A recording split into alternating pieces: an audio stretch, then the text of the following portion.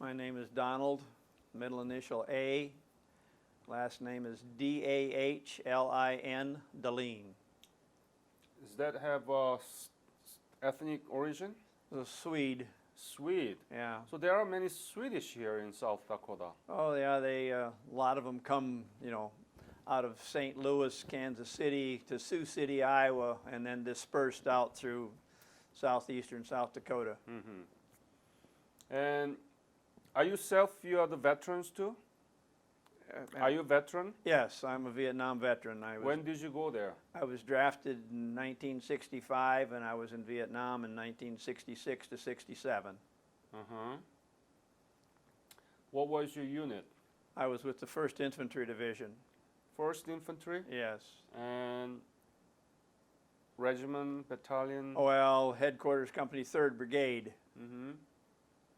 3rd Brigade? Yes. All right.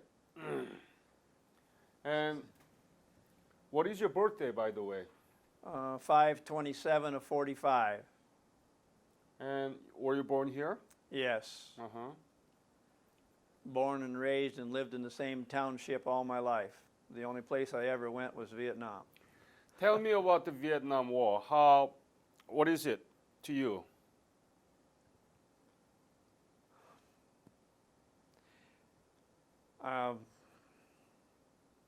It's an emotional thing.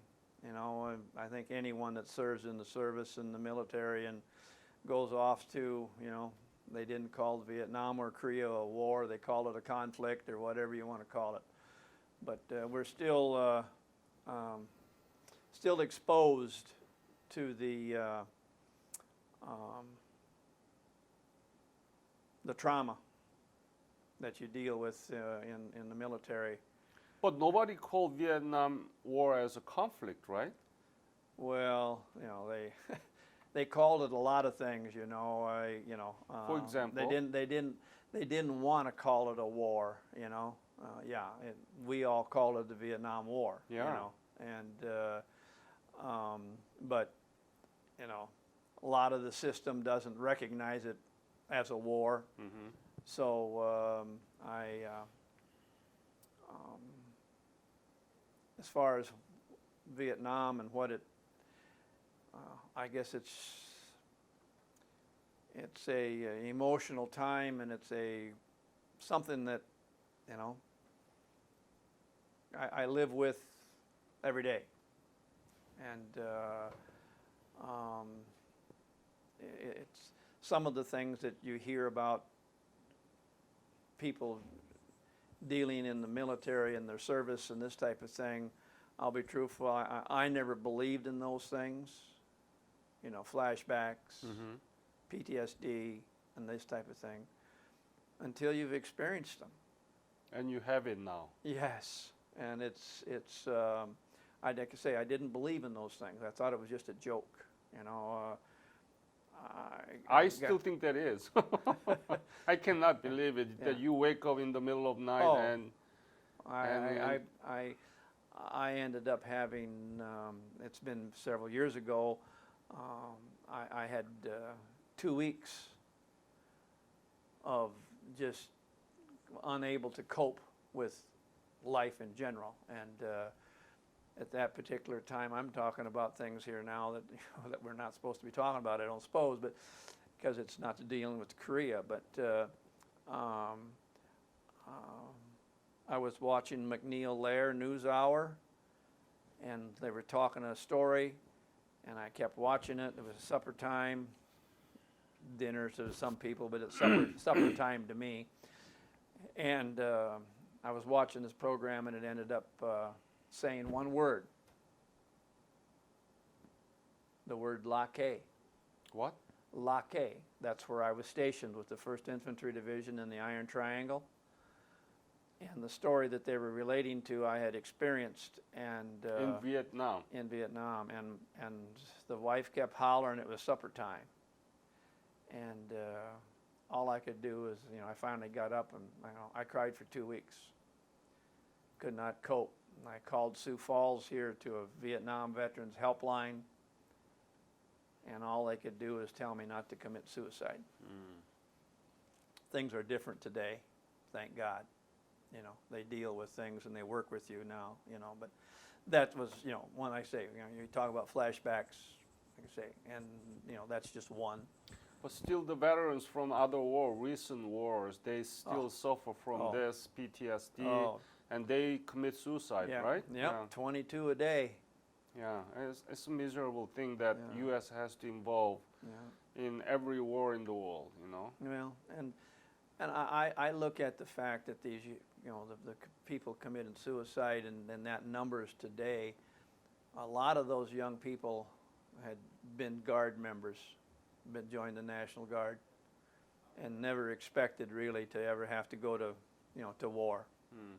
And my heart goes out to those kids. It really does, because it's, you know, I know what, you know, how naive and, you know, the fact that I didn't know what was coming down or what was happening.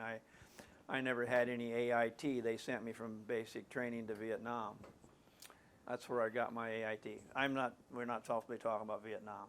No, I went to Washington, D.C. and met with the Vietnam Veterans Memorial Sure. Education Yep. Memorial Foundation. Yeah. And they are building big memorial there. Yes. Yeah, in the arcade, Mm-hmm. in the basement. And the Korean government has donated $5 million. Really? Yeah, Korean soldiers were there. Korean military were there with the Oh, US, yes. right? Oh, yeah, yeah. You remember Yeah. that? Oh, sure do. Mm-hmm. Yep, they were there. Mm-hmm. You betcha.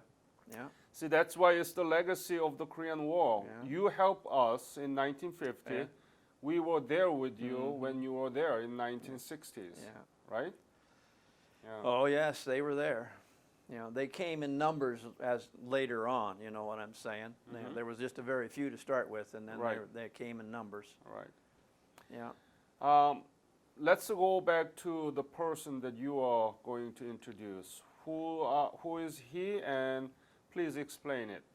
Well, I didn't expect that this was going to happen, that I was supposed to deal with he told me I was going to have to talk for him, and What's I his apologize. Noble Nelson.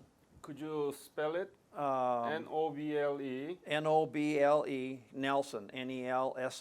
Mm-hmm. And who is he? Well, he's a personal acquaintance, friend of mine. I've known him all my life, but I really didn't have a lot to do with him.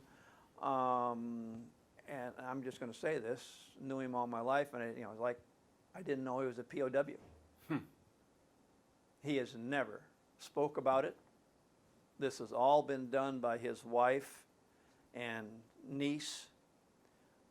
And his niece went to Korea as a civilian, you know, in later years. So that's why she got so interested into it. And I have another acquaintance, which we're jumping around the horn here. I have another acquaintance who has passed away, was a gunner in the Second World War, was a POW. And I had known him all my life. And until the last 10 years of his life, I didn't know he was a POW. So tell me about him, Noble. Yeah. He is a Korean War veteran? Yes. Do you know Yep. when? Well, I'd have to get my glasses on to see this type of stuff. If you know, Well, tell me about what you know about him. what I know about him, very, very private, very reserved.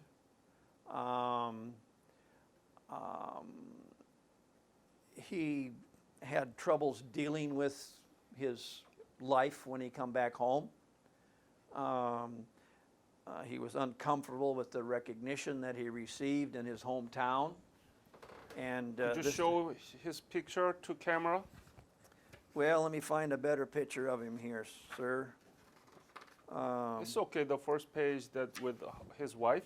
Well, The yeah, let me see here. Yeah, there's a better picture of that here somewhere. I just seen it when they got married. When did he marry? Do you know? Not without looking here. February of 1952.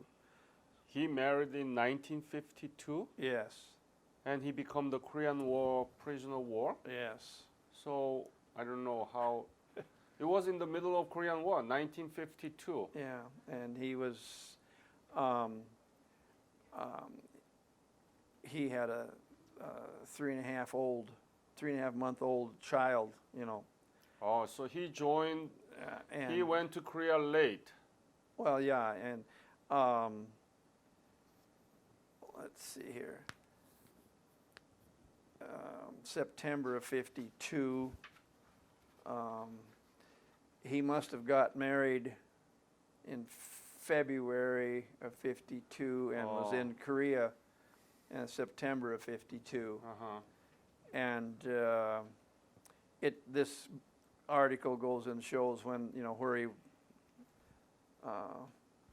he was you know, sent. Mm-hmm.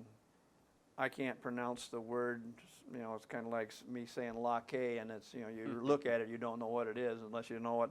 This here is Inchon. Incheon. Incheon. Yeah. Korea is where he went in at. And He was captured and he was in the prison, yes, North Korea. yeah. Yeah. Front line, Warsaw Hill is where he was captured. Mm-hmm. And you know, most of his, you know, there was only 3 of them left